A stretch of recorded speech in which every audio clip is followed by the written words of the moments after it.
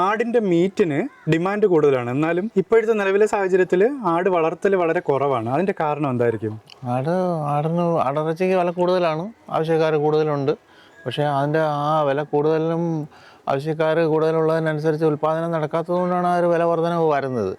ആ ഉൽപ്പാദനം നടക്കാത്തതിൻ്റെ സാഹചര്യങ്ങളിലേക്ക് നമ്മൾ പോവുകയാണെന്നുണ്ടെങ്കിൽ ഇത്തിരി കാര്യങ്ങൾ മനസ്സിലാക്കേണ്ടതുണ്ട്. അതിൽ പ്രധാനമായിട്ടുള്ളത് തീറ്റച്ചെലവാണ്. തീറ്റച്ചെലവ് വളരെ കൂടുതലാണ്. രണ്ടാമത് വരുന്നതെന്ന് പറയുന്നത് ഈ ആടുകളെ പരിപാലിക്കാനായിട്ടുള്ള ബുദ്ധിമുട്ടാണ്. അഴിച്ചുകൊണ്ട് കെട്ടുക, പുറത്ത് സ്ഥലങ്ങളിൽ മേയാൻ കെട്ടാനൊക്കാതിരിക്കുക, പട്ടിയുടെ ശല്യം കൂടുതലായിട്ടുണ്ടാകും.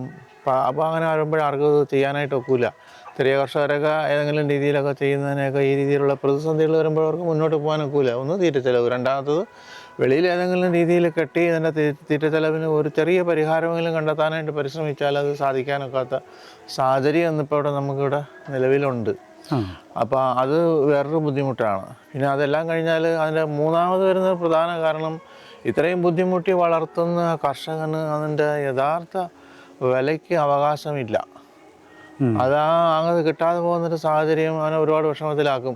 അത് നഷ്ടത്തിലേക്ക് പോകുന്ന അത്രയും സമയവും നഷ്ടപ്പെടുത്തി ആ സമയത്തിന് മറ്റെന്തെങ്കിലും പ്രവൃത്തികളിൽ ചെന്ന് ഏർപ്പെട്ട് കഴിഞ്ഞാൽ ഇതിൽ കൂടുതൽ ആദായവും ലാഭവും ഉണ്ടാകുന്ന ലാഭവും അതിൽ കൂടെ കൂടുതൽ സന്തോഷം കിട്ടുന്ന സാഹചര്യങ്ങളാണ് ആ സമയത്തിൽ കൂടെ ലഭിക്കുന്നത്. അതുകൊണ്ട് തന്നെ കർഷകർ ഇതിലോട്ട് വരാനായിട്ട് കൂടുതൽ താല്പര്യം കാണിക്കാറില്ല.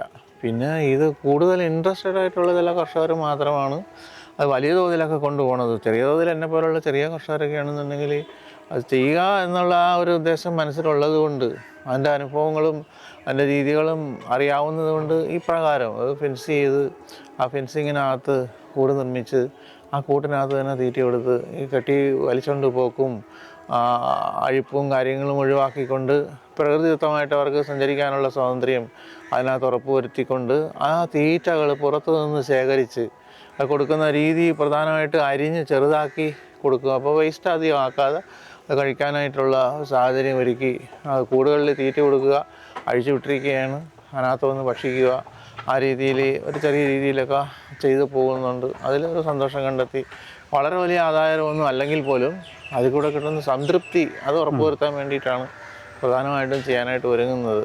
പിന്നെ ഈ പറഞ്ഞ രീതിക്കുള്ള ആദായകരമാകണമെന്നുണ്ടെങ്കിൽ അത് നമ്മൾ മീറ്റാക്കി കൊടുത്താൽ മാത്രമേ നമുക്ക് പൂർണ്ണമായിട്ടുള്ള ആദായത്തിലേക്ക് ചെന്നെത്താനൊക്കെ. ഈ ഇടനിലക്കാരാണ് ഇതിനകത്തുള്ള പ്രധാനികൾ. അവർ അതിൻ്റെ ആദായം അവസാന കയ്യിൽ എത്തുന്നവർക്ക് പൂർണ്ണമായിട്ടുള്ള വിലയും കൊടുക്കേണ്ടി വരും. അതിൽ കൂടെ കിട്ടുന്ന ആ ഒരു സാഹചര്യത്തിൽ കൂടെയാണ് നമ്മളിപ്പോൾ പോയിക്കൊണ്ടിരിക്കുന്നത്. ഇവിടെ ഏത് ഇനത്തിൽപ്പെട്ട ആടുകളാണുള്ളത്? നമുക്കവിടെ ഇപ്പോഴും ഒരു മിക്സഡ് ബ്രീഡാണുള്ളത്. പ്രധാനമായിട്ടും മലബാറി എന്ന് പറയുന്നതാണ് നമ്മുടെ കേരളത്തിൻ്റെ തനതായിട്ടുള്ള ബ്രീഡ്. പ്യുവർ മലബാറി എന്ന് പറയുന്ന വർഗത്തിൽ കിട്ടാവുന്ന അതിൽ ഏതാണ്ട് ഒരു 80% വരെ വരുന്നതാണ് എൻ്റെ അടുത്ത് നിൽക്കുന്ന ഈ ഒരു കുട്ടി. 80% വരെ മലബാറിയുടെ ക്വാളിറ്റി. അത് ഉയർന്ന ചെവി, ഉയർന്ന മൂക്ക്, അങ്ങനെയൊക്കെ ഉള്ള ഒത്തിരി ക്വാളിറ്റീസ് മലബാറിയെ സംബന്ധിച്ച് പറയുന്നുണ്ട്. പ്യുവർ ബ്രീഡ് ഇപ്പോൾ കിട്ടുക നമുക്ക് പ്രയാസമാണ്. അപ്പോൾ ഇവിടെ മിക്സഡ് ബ്രീഡാണ് ഇപ്പോഴുള്ളത് പല തരത്തിൻ്റെ. അതുകൊണ്ട് നമുക്ക് ഇന്നതിൻ്റെതൊക്കെ ആണെന്ന് തന്നെ നമുക്ക് പറയാനൊക്കില്ല. നമുക്ക് മാർക്കറ്റിൽ കിട്ടുന്ന ഏതെങ്കിലുമൊക്കെ വളർത്തി അത് രീതിയിൽ റൊട്ടേറ്റ് ചെയ്തുകൊണ്ട് പോകുന്നൊരു സാഹചര്യമാണ് ഇവിടെ നിലവിലുള്ളത്. 10-15 ആട്ടിൽ താഴെ മാത്രമേ ഇവിടെ പരിപാലിക്കപ്പെടുന്നുള്ളൂ. അതിൽ കൂടുതൽ പരിപാലിക്കാനായിട്ടുള്ള സാഹചര്യം ഇല്ല. അതുള്ളത് തന്നെ ഹൈജനിക്കായിട്ട് പോകുന്നതിന് വേണ്ടിയിട്ട് അതിൻ്റെ അത്യാവശ്യമായ ഡ്രെയിനേജും കാര്യങ്ങളുമൊക്കെ ചെയ്താണ് ക്രമീകരിച്ചിരിക്കുന്നത്. 3 ചെറിയ കൂടുകളിലായിട്ടാണ് ഇതിനെ ക്രമീകരിച്ചിരിക്കുന്നത്. ഗർഭിണികൾക്കായിട്ട് അടച്ചുറപ്പുള്ള കൂട്, വെളിയിൽ നിന്ന് പ്രസവം നടന്നാൽ പോലും ആളില്ലാത്ത സമയത്താണെങ്കിൽ അത് ബുദ്ധിമുട്ട് വരാതെ അതിനകത്ത് കഴിയുന്നതിന് വേണ്ടിയിട്ടുള്ള ക്രമീകരണം ഒരുക്കിയിട്ട് അതിന് ഉള്ള ക്രമീകരണത്തോടു കൂടിയുള്ള 3 ചെറിയ കൂടുകൾ. മറ്റ് 2 കൂടുകൾ എപ്പോഴും ഓപ്പണായിരിക്കും. അവർക്ക് യഥേഷ്ടം വന്ന് കയറാം, ഇറങ്ങിപ്പോവാം. ആ ഒരു ക്രമീകരണത്തിലാണ് ചെയ്ത് നിർത്തിയിരിക്കുന്നത്. ആട് കൃഷിയിൽ ശ്രദ്ധിക്കേണ്ട കാര്യങ്ങൾ എങ്ങനെയാണ്? ആട് കൃഷിയിൽ പ്രധാനമായിട്ട് ശ്രദ്ധിക്കാനുള്ളത് അതിന് തീറ്റ കൊടുക്കുന്നത് ഒരു കൃത്യതയോടുകൂടി കൊടുക്കുക. നമ്മൾ കൈത്തീറ്റ മാത്രം കൊടുത്ത് ഇതിനെ വളർത്താനായിട്ട് ആദായകരമല്ല. രണ്ടാമത്തത് കൈത്തീറ്റ കൊടുത്ത് ആ ചിലവ് വർദ്ധിച്ച ചിലവാണ്. വർദ്ധിച്ച ചിലവ്, അതായത് 50 കിലോ വരുന്ന ഒരു ചാക്ക് പിണ്ണാക്കിന് 2100 രൂപ വരെ ഇപ്പോൾ വില വരുന്നുണ്ട്. അത്രയും വർദ്ധിച്ച ചിലവിൽ തീറ്റ കൊടുത്ത് അത് മാംസമായിട്ട് പരിവർത്തനം ചെയ്തെടുക്കാനായിട്ട് നമുക്ക് ലാഭകരമായിട്ട് ചെയ്യാൻ ഒക്കില്ല. അതിന് പകരം അതിന് മറ്റ് പച്ചില വർഗ്ഗങ്ങളെല്ലാം യഥേഷ്ടം കിട്ടുന്ന രീതിയിൽ ഏതുള്ളതാണെങ്കിലും അതിനെ അത് ശീലിപ്പിക്കുക എന്നുള്ളതാണ് അതിൻ്റെ ഇഷ്ടം. മാത്രം പലരും പ്ലാവില മാത്രം കൊടുത്ത് ആടിനെ വളർത്തുന്നുണ്ട്. അത് ശരിയായ മണ്ടത്തരമാണ്. അങ്ങനെ ചെയ്യാനായിട്ട് ഒരുങ്ങിക്കഴിഞ്ഞാൽ നമുക്ക് ഈ രീതിയിലൊന്നും വളർത്തിയെടുക്കുക എളുപ്പമല്ല. മരത്തിൽ കയറുന്ന അഭ്യാസം വേണം, രാവിലെ ഉള്ളടം അന്വേഷിച്ച് പോകണം. ഇത് നമുക്കിവിടെ അടുത്ത് ലഭ്യമായിട്ടുള്ള കാട് ചെടികളൊക്കെ ഉണ്ട്, കായൽ തീരത്തുള്ള കാട്ട് ചെടികളുണ്ട്. അതെടുത്ത് അത് തടിയിൽ വെച്ച് അരിഞ്ഞ് ചെറുതാക്കി ഇവർക്ക് യഥേഷ്ടം കൊടുക്കുകയാണ്. അത് ആദ്യം മുതലേ ശീലിപ്പിച്ചെടുക്കണ്ടേ ആട്? അത് കുഞ്ഞു കുട്ടികൾ മുതലേ അവിടെ ശീലിക്കുന്നുണ്ട്. അഥവാ ശീലിക്കാതെ വരുന്നത് 2 ദിവസമോ 3 ദിവസമോ അത് കഴിക്കാതെ നിൽക്കും. ആ കഴിക്കാതെ നിൽക്കുന്നതിന് വലിയ കെയർ ഒന്നും കൊടുക്കാറില്ല. അതിന് പ്രത്യേക പരിഗണനയൊന്നും കൊടുക്കാതെ വരുമ്പോൾ പതുക്കെ ഈ ശീലത്തിലേക്ക് വരികയും ഇതിനോടൊപ്പം ചേർന്ന് പോവുകയും ചെയ്യുന്ന സാഹചര്യമാണുള്ളത്.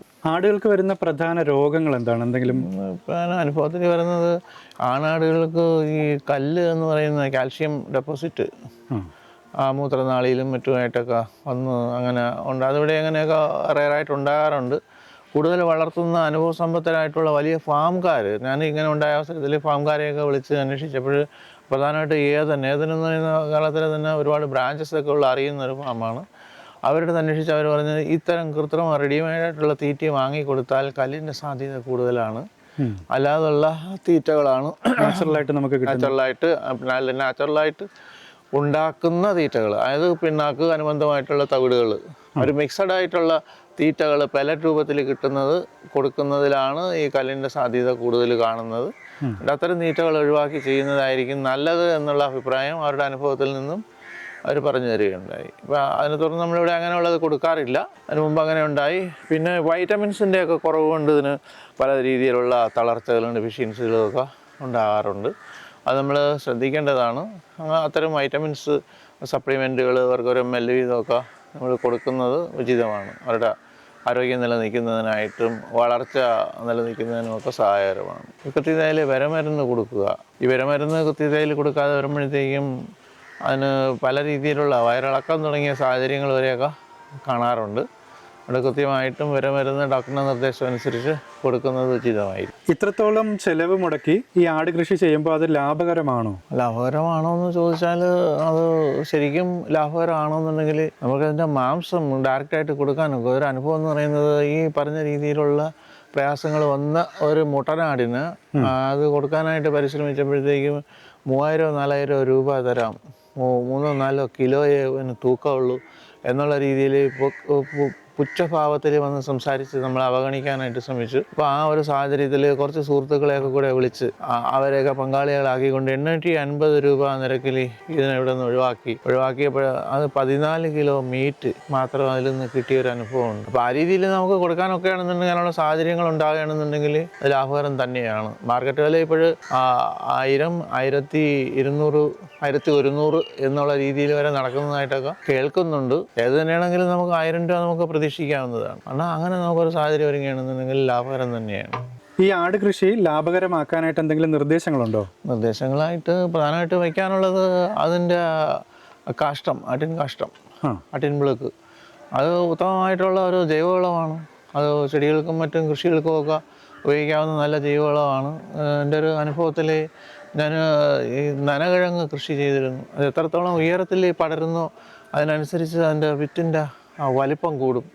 അത് ഞാൻ ഒരു മൂട്ടിൽ നിന്ന് 5 മൂടാണ് നട്ടത്. 5 മൂട്ടിൽ നിന്ന് 100 കിലോ, ആവറേജ് 20 കിലോ ഉറപ്പായിട്ട് അതിനകത്തുനിന്ന് കിട്ടി. അതിന് ഈ വളം മാത്രമാണ് ഉപയോഗിച്ചത്. മറ്റു രാസവളങ്ങളൊന്നും ഉപയോഗിച്ചതുപോലും ഇല്ല. ഉയരത്തിലേക്ക് പടർത്തി ആവശ്യത്തിന് മണ്ണടിപ്പിച്ച് ഈ വളം 2-3 തവണയായിട്ട് അതിന് കൊടുക്കുകയാണ് ചെയ്തത്. അതായത് ഒരു കിഴങ്ങിന് 2 കിലോ 2.25 കിലോ വരെ തൂക്കം വരുന്ന ഒരു കിഴങ്ങ് തന്നെ ഉണ്ടായിരുന്നു. അത്ര നല്ല വിളവാണ് ആ കൃഷിയിൽ കൂടെ ലഭിച്ചത്. അപ്പോൾ ഇതൊരു നല്ല മികച്ച ക്വാളിറ്റി ഉള്ളൊരു വളമാണ്. നമ്മളത് പ്രത്യേകം നനയാതെ ഒരു ടാങ്കിനകത്ത് സൂക്ഷിക്കുന്നുണ്ട്. ആവശ്യക്കാരുണ്ടെങ്കിൽ നമുക്ക് കൊടുക്കാനായിട്ടും സാധനമുണ്ട്. ഇവിടെ എപ്പോൾ വന്നാലും നമുക്ക് ഇവിടെ നിന്ന് ആടിനെ വാങ്ങിക്കാൻ സാധിക്കുമല്ലോ? ആട് നമുക്ക് മിക്കവാറും ഒക്കെ ലഭ്യതയാകും. റൊട്ടേറ്റ് ചെയ്തുകൊണ്ടിരിക്കും. ആവശ്യക്കാരുണ്ടെന്നുണ്ടെങ്കിൽ കൊടുക്കാൻ കാണും. ഗർഭിണി ആളുകളെയും മാംസത്തിൻ്റെ ആവശ്യത്തിന് ഇപ്പോൾ ഈ അടുത്ത സമയത്ത് വലിയൊരാടുണ്ടായിരുന്നു. അത് വന്നിട്ട് ആവശ്യക്കാരൻ വന്ന് അങ്ങനെ അദ്ദേഹം നിർബന്ധമായിട്ടും കൊണ്ടുപോയൊക്കെ എന്നുള്ള രീതിയിൽ നിന്ന് അദ്ദേഹത്തിന് അത് 23,500 രൂപയായിട്ട് കൊടുത്തു. പിന്നെ അറിയാൻ കഴിഞ്ഞത് അദ്ദേഹം അതിലും വലിയ വിലയ്ക്ക് വിറ്റ് പോയതായിട്ട് അറിയാൻ കഴിഞ്ഞു. അപ്പോൾ അങ്ങനെ ഇടനിലക്കാർ ഇതിൻ്റെ ഇടയിലെല്ലാം ഉണ്ട്. നമുക്ക് ശരിയായിട്ടുള്ള വിലയ്ക്ക് ഉള്ള അവസരങ്ങൾ പലപ്പോഴും കിട്ടാറുമില്ല. അത് കർഷകനെ ബാധിക്കുന്നുണ്ട്. കർഷകന് കിട്ടേണ്ട ഒരു അത് അവൻ്റെ അവകാശമാണ്. അത് കിട്ടാതെ പോകുന്ന സാഹചര്യങ്ങൾ സാഹചര്യം ഉണ്ടാകും. അത്തരത്തിലാണ് ഈ ഒരു കൃഷി ലാഭകരമല്ലാതെ പലരും ബുദ്ധിമുട്ടിലാവുന്നത്. അതെ അതെ അതെ. അപ്പോൾ ആടിനെയോ കോഴിയെയോ പന്നിയെയോ വാങ്ങിക്കാൻ ആഗ്രഹിക്കുന്നവർക്ക് വേണ്ടി ഞാൻ നമ്പർ ഈ വീഡിയോയുടെ താഴെ കൊടുക്കാമല്ലോ. ആയിക്കോട്ടെ ആയിക്കോട്ടെ, നമുക്ക് അതെല്ലാം ലഭ്യമാണ്.